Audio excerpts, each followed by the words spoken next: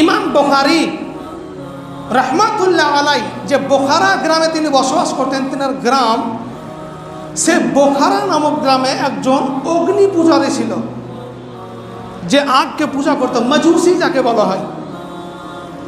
তো সেই ব্যক্তি অগ্নি পূজারী আগ পূজা করত, আগুনকে পূজা করত।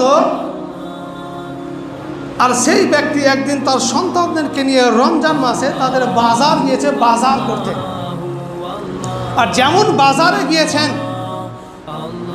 তার সঙ্গে যে তার ছেলে ছিল দোকান থেকে কোনো একটি খাবারের জিনিস কিনে এসে অনেক মুসলমানের সামনে খেতে আরম্ভ করেছে।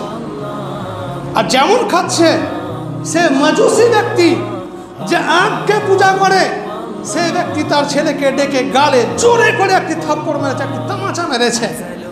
আর তার ছেলে গালে হাত দিয়ে বলছেন, বলে আব্বাজান আপনি আমাকে মারলেন কেন? বলে তুমি কি জানো না যে এটা রমজান মাস চলছে, এখানে মুসলমানরা রোজা আছে, মুসলমানদের সামনে খেতে হয় না? তুমি কি জানো না? সেই বাচ্চা ছেলেটি বলছেন, বলে আব্বাজান আপনি তো রমজান মাসে খাওয়া দাওয়া করেন, আপনিও তো খান, তা আমি খেলাম তো এখানে ভুল কোথায় হলো? সে মাজুসি ব্যক্তি বলছেন, বলে শোনো বেটা, আমি খাই ঠিকই কিন্তু বাড়িতে গোপনে খাই, আমি খাই ঠিকই কিন্তু মুসলমানের সামনে খাই না। সুতরাং রমজান মাসে মুসলমানরা খাবার থেকে দূরে থাকে, দিনে রোজা করে আছে, তাদের সম্মানের জন্য, রমজানের সম্মানের জন্য তাদের সামনে খাবার থেকে দূরে থাকবে। এই শিক্ষা দিলেন একজন মাজুসি ব্যক্তি, আগ পূজারী, অগ্নি পূজারী ব্যক্তি। আল্লাহু আকবার। এই অবস্থায় যখন সেই ব্যক্তি অগ্নি পূজারী হওয়ার পরেও রমজানকে মহব্বত করছে, রমজানকে ভালোবাসছে, সেই ব্যক্তি যখন ইন্তেকাল করেছেন, সেই ব্যক্তি যখন ইন্তেকাল হয়ে গিয়েছে, তারপরে তিনাদের গ্রামে আরো একজন স্বপ্নের মাধ্যমে দেখছেন যে তিনি জান্নাতে ঘুরছেন, জান্নাতে ঘুরে বেড়াচ্ছেন।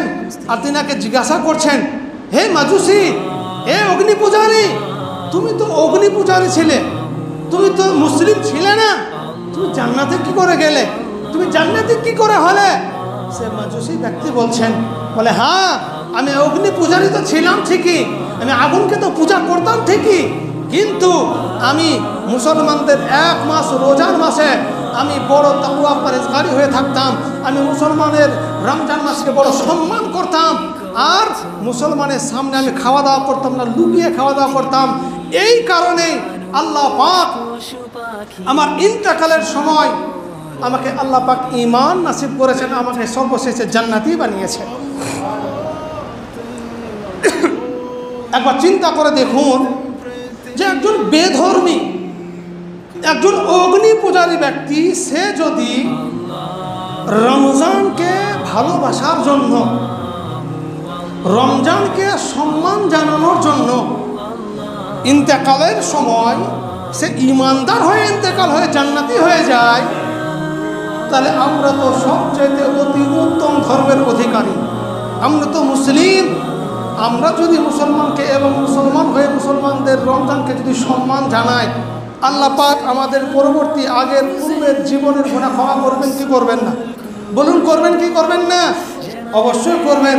সুতরাং রমজান মাসকে সম্মান জানান, রমজান মাসে সকলে রোজা থাকেন, এবং যদি রোজা না থাকতে পারেন, থাকা আপনার চেষ্টা করেন, যদি না থাকতে পারেন তো আপনাদেরকে আমার তরফ থেকে একটি বড় বার্তা, বড় মেসেজ হলো এটাই, যদি খাওয়া দাওয়া করেন বাইরে নয়, মুসলমানের সামনে নয়, বাড়িতে খাওয়া দাওয়া করবেন, লুকিয়ে খাওয়া দাওয়া করবেন, যেন মানুষ বুঝতে না পারে যে আপনি রোজা নেই।